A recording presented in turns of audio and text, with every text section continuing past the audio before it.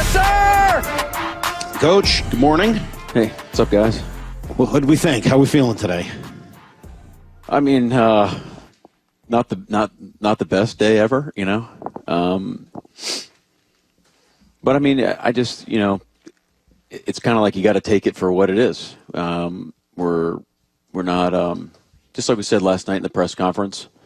There's there's some phases where I felt like we took steps as a team and we fell short in the game. You got to give the Rams credit for playing opportunistic football, making the plays they needed to win the game. However, we felt like we really had a heck of an opportunity to win that football game, and it stinks. So watching the tape, I'm just about done with all of it. I got a little bit more to go, but it's what it felt like, you know. So I think we'll meet here as a staff and meet with the players today, and then we're gonna go to work, go back to work, attack all the things. I think we want to kind of get a holistic perspective of where we're at as a team, with the stats, what the film's telling us, how we're designing some things schematically, and then really set our kind of sails forward and be really intentional on where we go. If a fan could sit, Mike, with you and watch that game film and watch that eye in the sky, what do you think would jump out to them the most from, watching it in real time and reacting emotionally and all of that, to then just doing what you do kind of clinically, taking it apart, play by play, possession by possession? What do you think would jump out to the fan the most?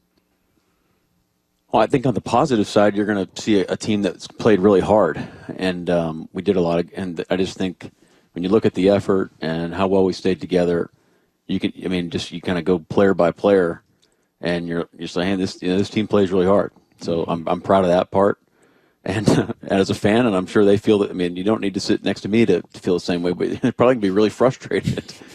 So I mean, I'm not. I mean, the fans see that.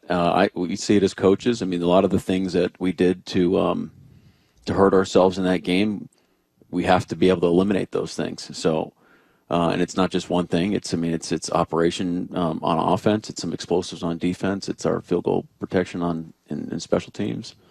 So I would be frustrated if I was a fan sitting next to me watching the tape this morning because there were so many opportunities we should have been able to take advantage of. How close do you think your team is? I think we're close. I think you had to have felt it last night when we were kind of working through some of those things. The way the stadium was just absolutely electric. Like after we blocked the punt, it was just. I mean, that was like you could feel it, and it's different. That's different here than it is anywhere else in the NFL. And I just feel like if we can get over this hump and get through this thing, then we can create something pretty cool. And and that's another reason why it's frustrating, because you feel like we are kind of on the brink of being able to break through. And I think like it's a good example of defensively. We're taking criticism over the past X amount of weeks, and justifiably so. But like the approach that we've had and trying to push through, the guys sticking together, making some tweaks, getting some continuity, and I felt like we took a jump yesterday. Special teams, same thing. We finally made a couple game-changing plays on special teams, and then offensively, it's we're frustrated right now with our production on offense and the efficiency that we're doing, but the approach is the same. I mean, in all three phases, and it's a matter of time before we can push through and we can take that big next step where all three kind of come together and we're rolling. So, but that's a mentality. It's not like each phase has a different mentality. We're all coaching at the same sense of urgency. So, I think that's where we're at. An experience on the road this college football season, Mike, that kind of surprised me. It was a defense that was struggling, and the leading tackler by a long way was a strong safety. And I asked the D coordinator, so I said, hey, just out of curiosity, is it a good thing that, the leading tackler? And he's like, yes, we funnel everything to him. And I was like, oh, at the third level, we funnel everything to the strong safety at the third level. Okay, all right. So kind of struck me a little bit as new. The fact that your two leading tacklers yesterday were both your linebackers at nearly double digits for both of them, is that a positive sign at just stifling the run game the way you did yesterday? Yeah, I think that's a great point. And that, again, we talk about it's all 11. It's those guys got off blocks. I thought EJ played a really good football game, and just for how he paced the ball. I thought our guys up front, especially like in the C area, they played really well. When Kayvon was in at nickel, Spoon did a great job putting their hard hats in the run as well, and then in the ball, like we're kind of constricting space where you didn't need to play the guys getting to the third level. So it's a great point. Yeah, I think that it's pretty indicative of the step we took. For those of us that don't live this and breathe it every day, when you say the sea level, is that what you're saying? I'm sorry, like sea area, like the third gap over, like between the sea gap. Okay, yeah, between the tackle and the tight end. Yeah. You know that, Salk. You know the A. I know what a sea gap. I didn't know. I thought maybe sea area was something else. I wasn't sure if that was deeper down the field. No, yeah, sea area just sounds sweeter, rather than sea gap. Well, is it like when Belichick made the change from red zone to red area, and all of a sudden everyone had to start calling it that? Yeah, you got to call it something like in-house that's a little bit different, so you sound smarter. Well, I do like that term. I don't think I've heard taste the ball better. What does that mean? Yeah, so like some teams play like, hey, you got this gap and I got this gap, and let's just run into my gap and everybody's happy. But like you don't get overlap, and you can't like, it's hard to like populate the ball that way. So we kind of play like inside out to the ball, and so I felt like our guys really felt like how we were playing blocks up front and could play off of them. Just leverage the ball to your point where they could make the tackle if it when it got to the linebackers. You took last week and didn't use the word simplifying, but maybe in shrinking some of the playbook a little bit and trying to get more with less. Mm-hmm. How did that process go, and how did it play out in the game? Well, offensively, it felt when we did some of the runs that we did hit, I felt like we executed well, which is good, because the Rams were given a bunch of different looks with their different personnel groups and how they're moving up their front. So being able to have those detailed out, I thought that was a positive. In the pass game, you could see like some of the explosive passes that we're having. We got a lot of banked reps on those routes, on how we're building them, how Geno's reading it out. So those are good things. And then defensively, honestly, I feel like the continuity really helped us. So just another week playing next to one another. The guys were locked in throughout the week on the calls. I think we were able to narrow our menu earlier in the week, which is really helpful. And you can gain a lot of, like if it's ruled out and it's clean and it's tight throughout the week, you can get a lot of great reps and you can feel the confidence built over the course of the week. So our guys were locked in. When you say narrow the menu, I assume you mean locking in on the specific things that you think will work that week against that team. Yeah, and it's easier said than done. I mean, you turn the tape on and, what are you going to call? You can call anything in the world, so you gotta tighten it up, and that's a function of our coaches getting used to like what we're good at, and us kind of declaring what we're good at, having some continuity in the back where we know who's going to be out there, and what those guys can do and what they're comfortable with, and then seeing how it's going to work throughout practice and making sure we're repping the right play. I mean, all that kind of stuff goes into it. So hopefully we'll keep building on that. Mike, I know you were asked about the O-line play, and if there's one position group that probably you have to watch the tape more than any other to really kind of see everything going on, I'm going to guess it's typically the offensive line. So you were asked yesterday at the presser about it. Anything different jump out to you, react to after actually watching the tape? Well, I mean, it's easy to criticize offensive line play when results don't go our way. Guys get beat in pass protection or the quarterback gets sacked. I mean, there's a lot of things that go into it. It's the timing of the routes. It's how well we're IDing things. It's does the chips come alive? That sort of thing in the run game. There's other stuff going on, but it's easy to point the finger at those guys. I'll tell you what, those guys are playing really hard.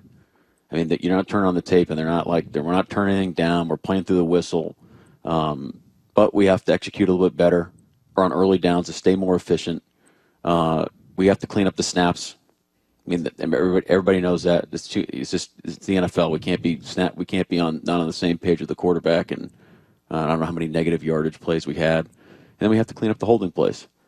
Those are we talk about like cost of doing business penalties versus, on the other end of the spectrum, cost of doing business is like, hey, things are going to happen if you play a certain style. Some holding plays might fall into that category.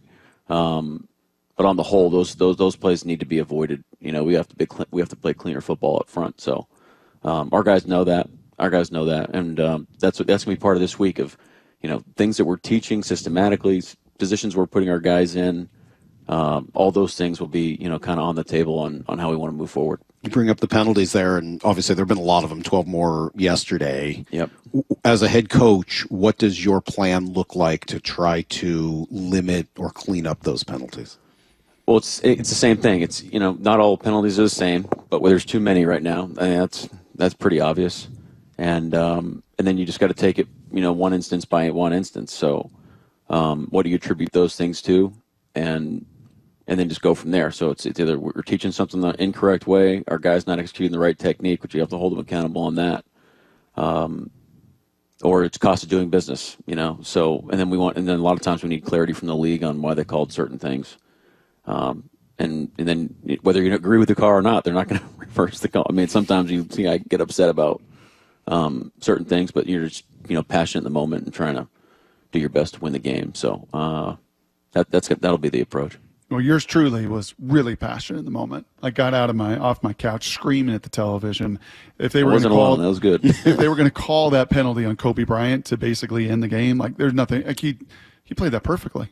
He's got to have the opportunity to separate receiver from ball at the end of the game, and it wasn't as if he launched. He didn't leave with his helmet. So, thankfully, New York kind of buzzed in, and I was just kind of curious, as you were standing there, did you think that could be turned over the way it was? Well, it's certainly hopeful they turned it over, so I'm thankful they did. And I think that's cool that the way that the league works now with I'm not sure the mechanic on why they decided to pick the penalty up. They didn't clarify that for me, but I didn't ask either, in fairness. Kind of take your wins and move on. But, I was hoping there with everybody else. It would have been a shame that if the game was decided on something like that. Yeah. Describe Geno Smith's day. Geno, I didn't hear his press conference after the game, but I know he's hard on himself right now, and he was great in the locker room with the guys. And what I told him was this is the same. The reason that this is the guy that we're behind, and he's our quarterback, and that we love so much is because he has this mentality of this accountability and self-responsibility for his day. And it wasn't his best day by any stretch of the imagination. He's not gonna deny that. He'll be the first to admit it. I'll say this though. I mean, we had 2 minutes to go, or less than. It was a little less than 2 minutes with no timeouts. This guy drove us down the field, made a heck of a fourth down throw to Jackson, and moved us down the field and scored with no timeouts. And that is not an easy thing to do. So, talking about resiliency and competitiveness and coming back and competitive spirit when you need it the best. I mean I thought he came up big for us. Now the three takeaways, and we're gonna go after those things. And the decisions we're making in real time, and ultimately it does fall on Geno. He's the guy pulling the trigger, but we have to be smarter as an offense, so we're not putting the ball in harm's way. Can I play you cut 4 here? Actually, Coach Macdonald, this was, if you didn't hear Geno yesterday, because we talked about it earlier, and you feel Geno's.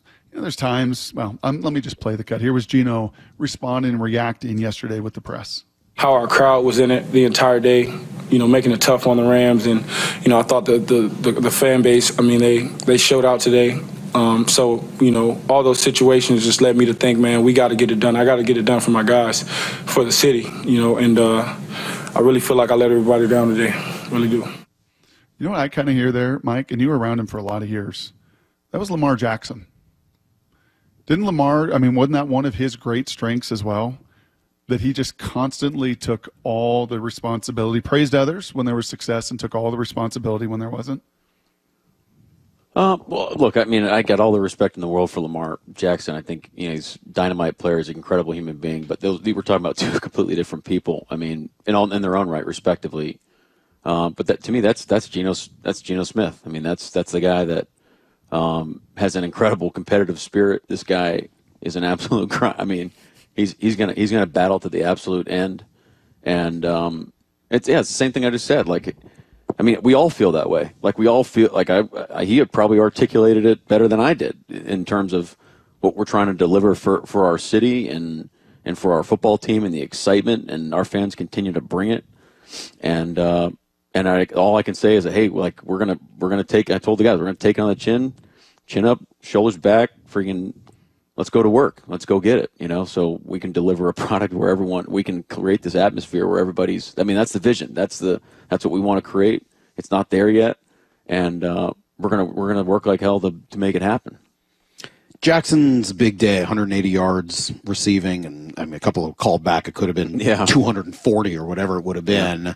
Is that something that you, I don't know, saying you were expecting 180, but did you see some of that coming throughout the week? And was some of it the plan for him to be featured more that way? Well, I mean, he's a guy, how do you not want to feature JSN, whether DK plays or not? I mean, this guy's a great player. It's funny, we were joking before the game. I was like, how many you got today? 11, 12? And his answer was, as many as you need. And I thought that was pretty cool.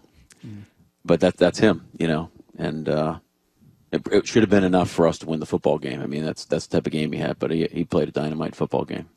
Can we go through some of the decisions that you've got to make over the course of the game? Yeah. Three Congrats sort of on throwing your first red flag. That was awesome. I know, we're going to get to first red flag. Yeah. What was the thought process? I was like, we're trying to wait until the last second to see if we got a great.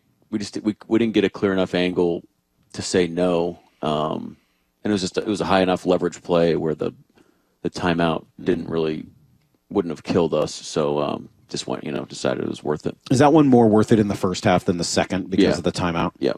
How do you feel about your delivery of it? Timid? If you do it over, that was pretty weak, but I think it's probably a function of confidence too. So, like, if you feel more confident in, hey, we're going to win this one, you'll get a more toss. Yeah, I'll probably spike it. Oh, wow. Okay, that'll be quite a moment. We'll look forward to that. We'll be watching. All right. Second one would be the decision to kick when you score the last touchdown in regulation rather than go for two. What's the thought process? Time type of play we have. I mean, there's a lot of things going on, but so if it's later in the game, 10, 15 seconds left, you may be more inclined. Yeah, that's right. Just kind of end it right there. But we felt like we had a great chance to go. I mean, there's plenty of time, and now you're in a 3-down situation for them to go at the end of the game. So it's just too much time. They would have 4 downs. They would have another down. We stopped them on the 3rd down. They punted. Now you're talking they would have had 2 downs there. Right. And somewhat similar situation, though, a few minutes later, right? You end up with 3rd and 1 and then eventually 4th and 1. Yep. And this time you decide to go for it. Yep. Why the change? Well, it was less than 1. And, again, we got to be able to get a yard. You got 2 chances to get a yard. You want to be a great football team, you got to move the ball. You got to move people, and you got to get a yard. So, no, it's not an excuse for not working. I mean, again, anytime you do anytime you have a situation and you run a play and it doesn't work, I mean, you're going to rightfully get criticized about it because, the result isn't what you wanted. But I felt like the 3rd and 1 play, we ran it earlier in the game. Felt like we had some decent movement. We had an opportunity to get it. That was what we had. We had game planned, and then the 4th and 1 play. It looked good throughout the week. Felt like we got the look that we wanted, and we wanted to stay aggressive. I felt like we got a really good opportunity in that drive. We were moving the ball to go end the game, and then without getting into all like the, our in-house kind of strategy and overtime, but we just felt like that was the best move for us to go try to win it. I thought we really had a great opportunity to win the game in that drive. With the bye week, it'll be a chance to kind of take a breath, to self-scout. You talked about that yesterday after the game. Kind of curious, as you look at yourself, 9 games, time on task as a head coach in this league and the youngest in it. What have you learned before you even study the numbers and all the rest of it with the bye? What have you taken away and learned about yourself as a head coach through these 9 games? What part of our program do you want me to talk about? A ton. I think we're building it on the right stuff. I really do. You feel, because when you get in these times of adversity, you want to say, okay, well, what are we falling back on? And I do feel like we have a backbone of what we've built and like foundationally. So I'm proud of that, and I feel like our guys believe in it. So I think that's something that we can build on, and we are building on it. So that's cool, and it feels like it's organic. We're not forcing it with the guys, trying to keep it fresh and keep it moving. I think, you can't be married to all the methods that you're used to doing or that you might have done. I think, being able to move and shake and change things up sometimes is necessary. So that's kind of against my nature. I'm a little bit more regimented guy, but sometimes you gotta feel the pulse of the team and what the team needs in that moment, and be able to kind of do something that you might not have been used to doing. So we've done that a few times, and I felt like that's worked out for us. You kind of let the situation, talk to you in those times. I need to be more efficient.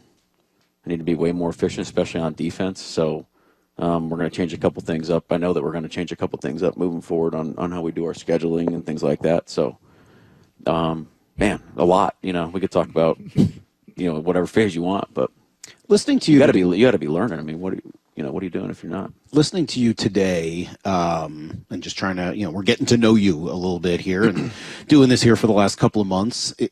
Your tone and just listening to you, you sound more encouraged after this game than maybe you did a week ago. I know it's still frustrating. No, it's still a loss. But is that correct? Do you feel like you maybe started to turn a corner that you didn't necessarily feel the week before? I think I've been encouraged the whole time with our guys. I mean, anytime when you get in these like vacuums and you're not with your players, which happens on Monday morning without the guys, so it's like fresh off. You kind of get like wrapped up in the tape and what the tape's telling you, and then like you're not being able to talk. Like your coaches want to talk to their players. You want to be around your players all the time. So that's when you become. That's when you develop a shared understanding about what you're trying to achieve.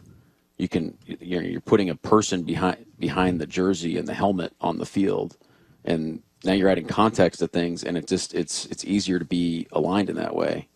So we took a step as a football team this week. I feel like in our approach, our mentality, what it takes to win the game, and we got to keep building on that. We have to, and it's gonna, the players are gonna be off for the majority of this week, but we have a lot of work to do as coaches to really streamline this thing and spearhead it so we can hit the ground on Monday, like just absolutely just flying down the runway and ramping into the second half of the season. That didn't really answer your question. No, that's okay. You don't need to. It gives us a good insight into who you are and what you're doing and kind of where the team is at, and that's sort of our goal with these is to hopefully that a little peek behind the curtain. Bye week starts now. Last thing, and then we'll let you go. What's the one thing, most important thing to accomplish during this bye week? This is when I get like, this is the really literal side of me.